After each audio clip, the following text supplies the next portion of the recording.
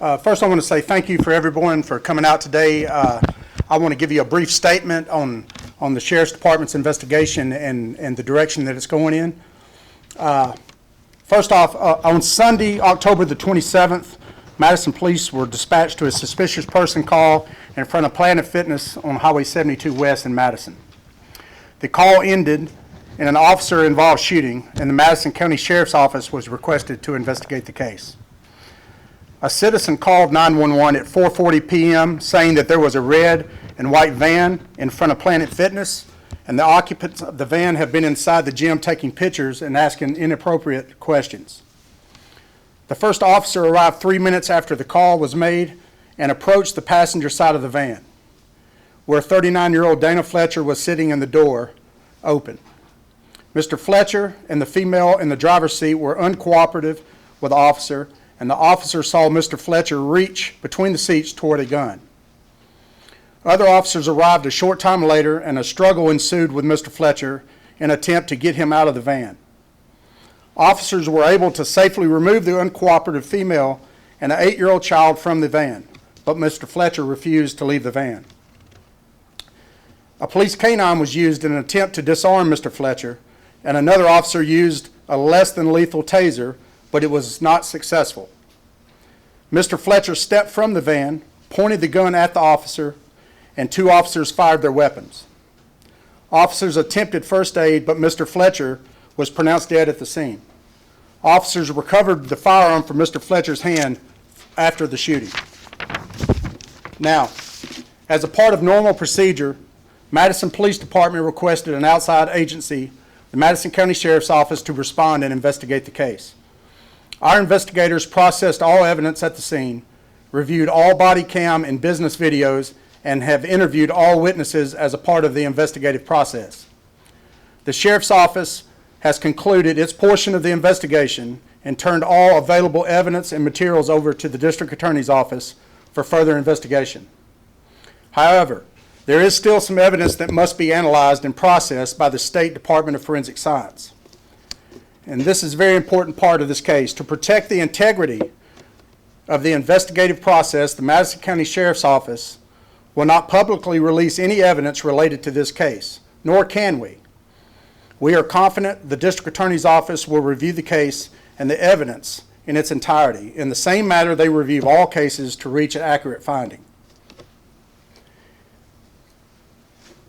That is pretty much the statement that we are going to give you today. There's some other things here that I want to relay to you about the case.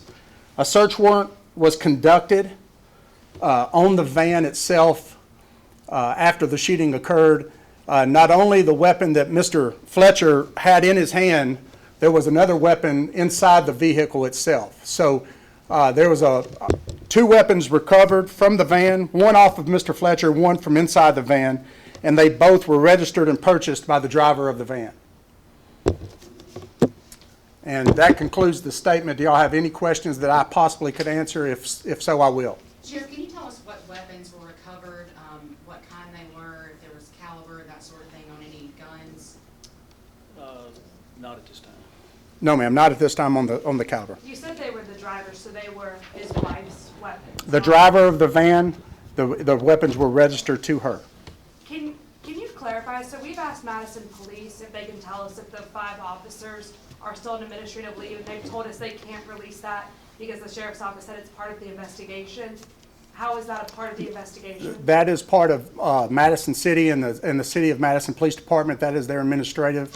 That is something you will have to ask them. We are strictly over the investigation of this case to find whether there was probable cause of the shooting itself. So you all have not instructed them not to release that information because that's what they told us? No, sir. No, ma'am. That is the department. Sheriff, can you walk us through the moments between where it says Fletcher reached between the seats for a gun and then officers arrived a short time later? Did the officers on the scene step away at that point, or did they engage Mr. Fletcher? What was the nature of that? They engaged Mr. Fletcher and gave lawful commands for him to exit the vehicle numerous times. He did not, and it was sort of a standoff at that point. So I'll leave it at that, and the other officers came and we engaged the van. At what point did they decide two subsequently engaged? Was there a number of officers? Was there a factor that led into that interaction?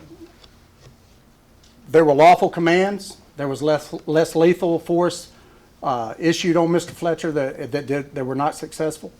I think the safety of the driver of the van and the child was at play to try to get them to safety before they engaged to try to get him out of the van. Is that why the less lethal force was used initially? Yes, sir. Yes, sir. Sheriff, you said no evidence is going to be released during the investigation, so after the DA's office reviews it, could we see body camera images or stills? Let me explain this part that I hope I can make this clear. I've tried to make this clear for the last week and a half that we've been working this. When we investigate a case and we take the evidence, that is our work product. We cannot release evidence to a case to the public, okay? Nor can we release the evidence or the video involving, in this case, that is the city of Madison's property, okay? Meaning they have the say-so whether they're going to release it or not. So after we present our case to the DA's office, the DA's office makes his findings, and I'm sure that they will absolutely look at this from head to toe and to make a proper finding. Then the only thing that the media can do is to contact Madison and the city police department to find out what they plan on doing with it, because it's not our job to release their property. Can you explain maybe what these inappropriate questions is such a broad term, what they were, and if both the man and the woman were asking the questions? I'm not aware of the details of the questions. That would be something the investigators had put in their supplement in their report that I do not have in my statement. But it was enough to have someone call in to address the suspicious vehicle in the parking lot. Where is the van? Excuse me? Where is the van? The van is, it's impounded in evidence. Sheriff, I kind of have a two-part question, kind of, relating to that. Do you know what the nature of the call was? What did the officers kind of go there expecting? Can you kind of give us any indication of what the caller actually said, if that makes sense? I think I said it pretty clear, Ashley, as far as them inside of a business taking photos and asking inappropriate questions. A person called in and wanted a police officer to check that vehicle to find out what their purpose was. And that was kind of the extent of it? I think that was the extent, and then it took the course it took. Gotcha. And can you kind of help, us and folks in the community understand, if you get a call of somebody in a business doing something, I'm sure that police respond all the time to people doing things that bother other people. How does that go from, I guess, needing to get him out of the van? Does that make sense? I think that might help people to understand that. Sure. That's very simple. The initial contact was at the door of the vehicle, and during that conversation, a weapon was seen, and at that point, it jumped up to that level of right there. Just doing the basic investigation, anybody would want to separate someone that they're talking to from a gun that I have seen. Okay, so that's when the whole call changed in my mind. When the gun showed up? Yes. I know a lot of people have been asking on social media why there were 5 officers that responded, and I know it's not your department that responded, but can you maybe explain if all 5 initially responded, or when the weapon was seen where they called for backup, kind of how that all plays into, because I think some people thought that. When Mr. Fletcher did not comply with the lawful commands and there was a weapon seen, obviously that officer is going to call for backup. So I'm sure that's how that went down.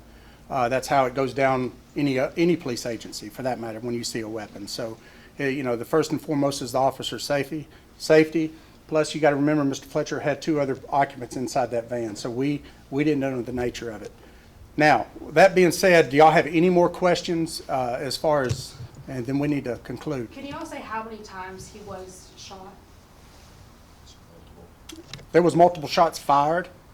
I'll leave it at that, and we'll let the district attorney's office produce their findings. When the K-9 and the non-lethal taser was utilized, Mr. Fletcher was in possession of the gun at Yes, that sir. point, but he had not yet pointed the weapon at any officers to that point. He was on his way out of the vehicle with the weapon.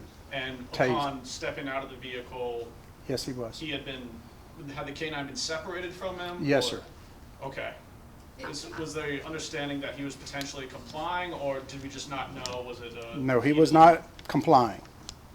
Okay? Was that All right. other weapon in reach for him? The other weapon you guys were covering? I'll clarify some of that because you're probably getting that from the initial release I sent out a week or so ago. This happened in a split second. This went from 0 to 100 in a split second. Where the gun came into play in the taser, as Mr. Fletcher was exiting the van, the taser was deployed. As I listed in my previous news release, it was not effective.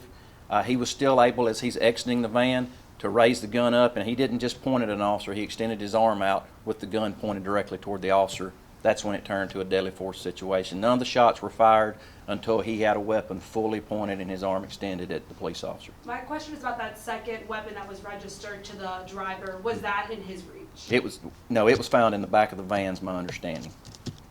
You said this happened in a split second. It happened very quickly.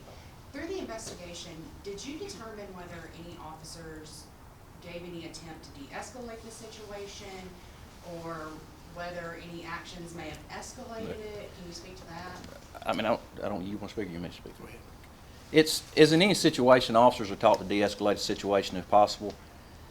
The initial officer did try to de-escalate. There was the verbal commands that he's given him to comply with him, to separate him from the weapon. That's his attempts to de-escalate. They didn't work, obviously. You talked about 5 officers or so showing up.